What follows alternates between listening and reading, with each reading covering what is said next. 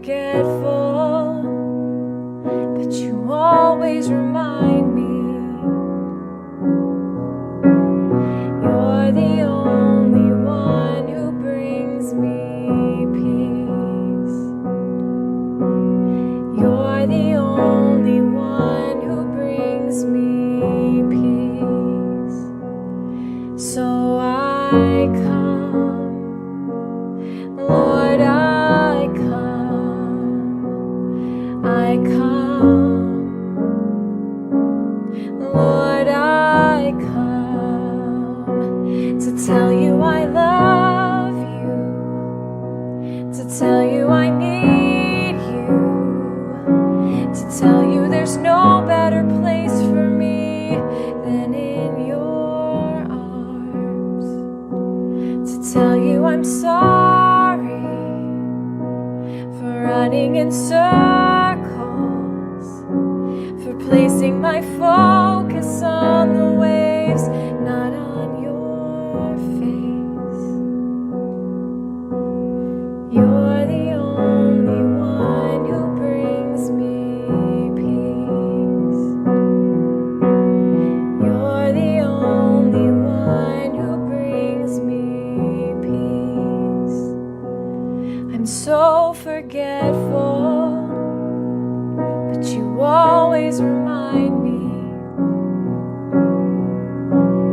You're the only one who brings me peace.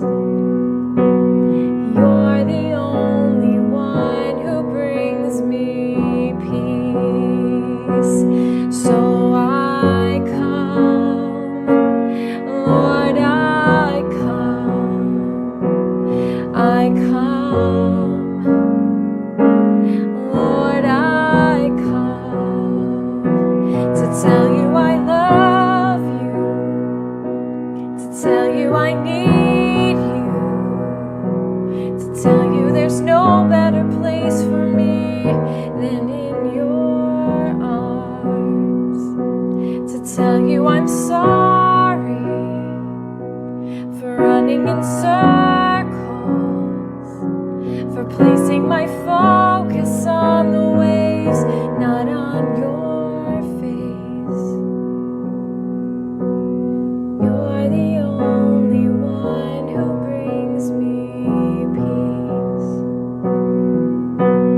You're the only one who brings me peace in the storm.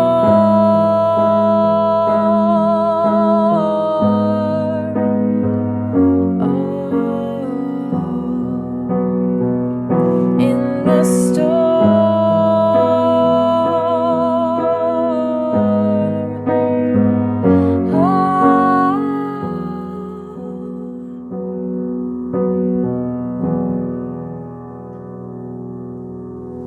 I'm so forgetful, but you always remind me. You're the only one who brings me peace. You're the only one who brings me peace.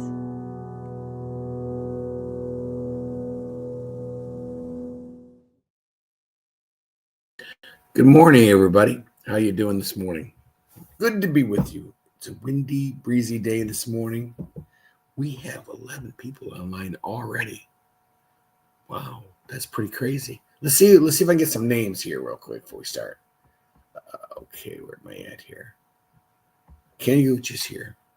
Good morning, brother, fellow brothers in arms. And Chris Conley, good morning. Bert Reggiani, good morning, gentlemen. Oh, so we're leaving some of us out. Chuck B, shalom, man of God.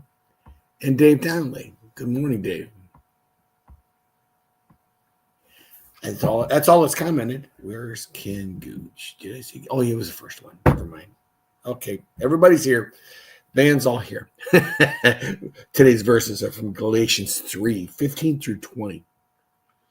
I must have read these 100 times. It does not flow right from the tongue real smooth, and it's unusually phrased, so it took me a while to translate it. we don't always, you got truck driver mentality trying to teach something, so that's never always positive, right? So let's pull the verse up.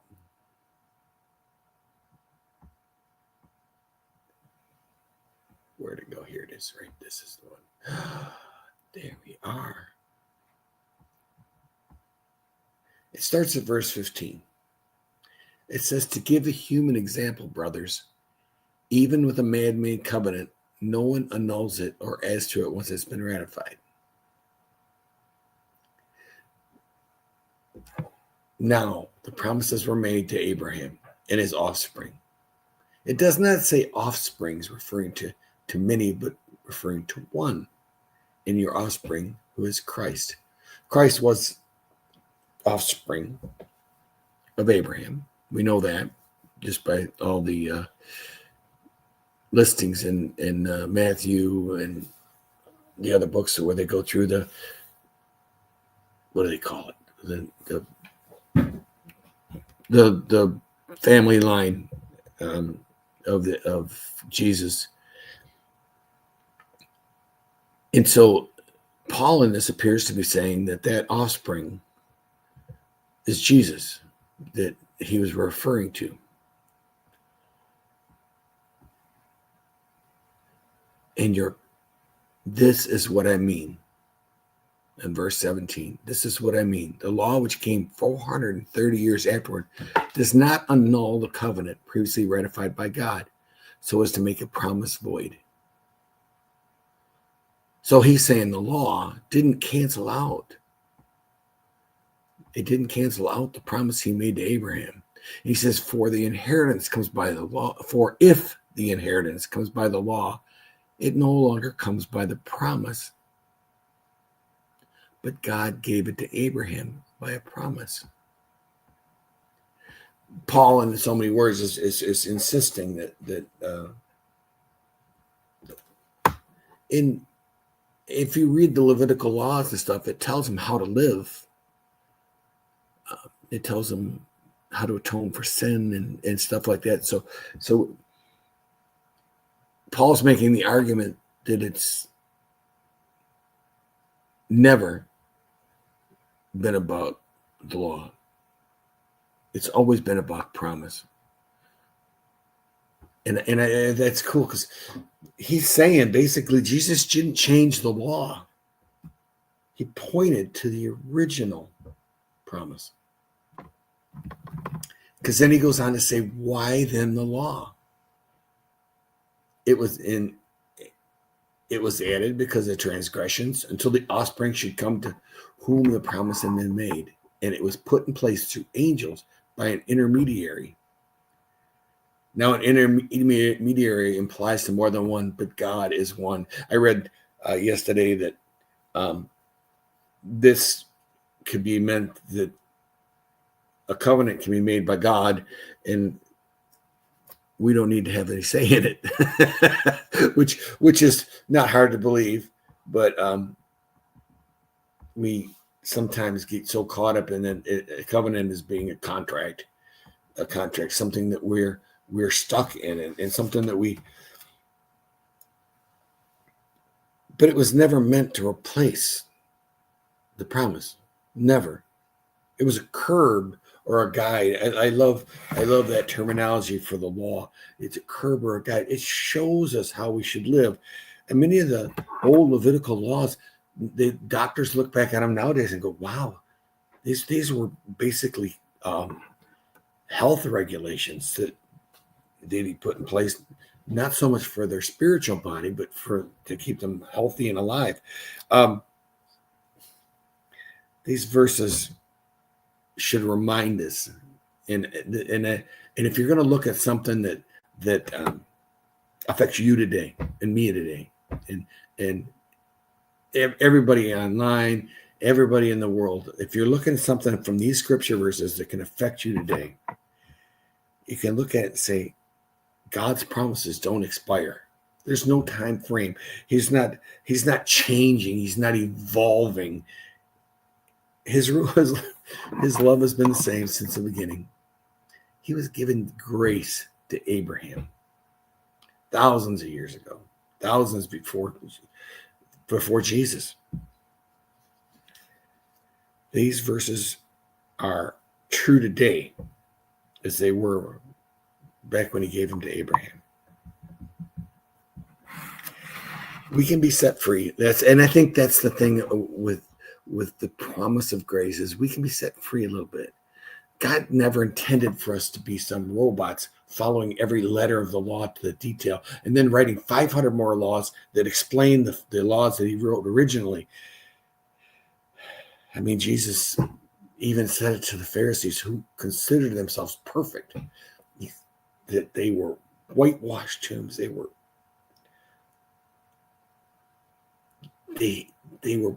perfect on the outside, but on the inside they were dead. I guess to me that the Pharisees built their foundation on the law. The law. And the Chosen made a comment in one of the episodes. One of the Pharisees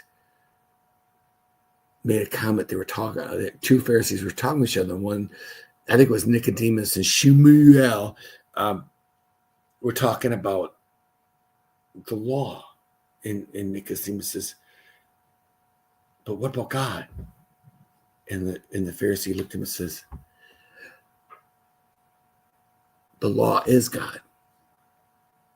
They had put the law in such a high, lofty place that to fail in the law meant you were failing, and they put it above mercy. And Jesus told them that himself. He put it above mercy, and they put it above taking care of the widows and elders.